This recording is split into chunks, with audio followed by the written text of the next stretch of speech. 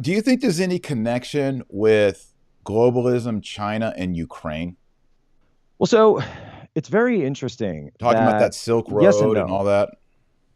Right, yes and no. I mean, certainly Ukraine has always been along with Turkey, right? So if you look at where Ukraine and Turkey sit in terms of their geography, it's the north and south of the Black Sea. Obviously, Turkey, that is where Hagia Sophia, that's where Istanbul, Constantinople sits. But Ukraine is just north of that. And so I really wish people would look at this on them. And the Black Sea is not, I mean, it's larger than the Great Lakes, but it's not some vast ocean, right? We're Mm. not talking about incredible distances here.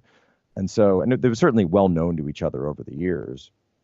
And so they do both play this historic role of this bridge between Asia and Europe, this east-west bridge sort of area. Even the word Ukraine in Slavic languages means ugranica. So ugranica means at the border.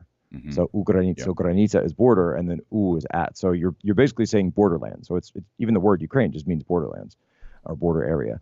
And so this idea that in order to connect everything, you have to have Turkey. So there's Erdogan, Ukraine. We see what's going on in Ukraine. And so where does China fall in on this? Because China, of course, is looking to have relations with Russia, but then also looking to have relations with the EU and NATO. China, of course, relations with Erdogan. And so they've got this interesting balancing act where they're sort of on different sides of this one. They have a military relationship and a economic, at least I should say, energy relationship with Russia, but then also their economic relationship in terms of their production and their manufacturing is for the West. That's what we are to them. We're just their consumers. So we consume their big screen TVs and their computers and their laptops and their iPhones and everything else. And so when I was in Davos, one of the best ways that I can just encapsulate this. So I'm in Davos, I'm at the World Economic Forum. We're up there in the Swiss Alps. Now, of course, we were there in summer, so there's no snow at the one time. Just missed it. Just missed it. And if we end up going back, and I'm sure people have seen the video of me being detained by the Yep.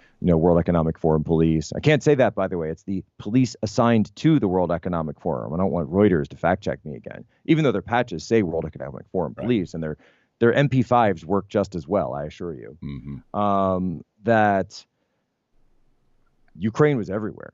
Everyone's wearing the Ukraine pins. Every single one of these members. That's like the globalist summit. But you know what word was not found anywhere in Davos? The one that you wouldn't hear at all. I looked at the list because if this summit was going on, if there had been a breakout session or if there had been any one speaker on this topic, I would have loved to go see it. You know what word wasn't heard? Taiwan. Mm. The word Taiwan was completely omitted from this conference. The same way, of course, that there's no Catholics in China that disagree with the party. The word Taiwan, so it's incredible to me to see. We support Ukraine, we love democracy. This is about standing up for democracy, standing up for freedom. And then if I come in and say, okay, what about Taiwan? I say, oh no, we don't talk about Taiwan. Yeah. So again, another one of these inconvenient realities that gets pushed to the side and then eventually left to its own devices. Yeah. And you're seeing this as well when it comes to, I don't think the Biden administration would fight back very strongly if it came to blows over Taiwan. And I've been on Navy ships through the Taiwan Strait. I think that essentially, that kind of fight, which by the way, I'd much rather not go to in any form of kinetic military method. I mean, you see what's happening in Ukraine now. A Taiwan fight would be far worse than that because of the proximity and also just the sheer size differential is so big, so vast. Same deal with North-South Korea, any of these incidents, Iran, Israel. You don't want any of these fault lines going off. That's the point of diplomacy. That's Yep. the point of statesmanship, is to prevent it from spilling over to what we're seeing now in Ukraine. You saw former President Trump bring that up at his rally this weekend, saying we shouldn't be trying to get into World War III. That's obviously not from a religious standpoint. That's from just a pragmatic standpoint, just Yep. real politics standpoint. We don't want the nukes flying.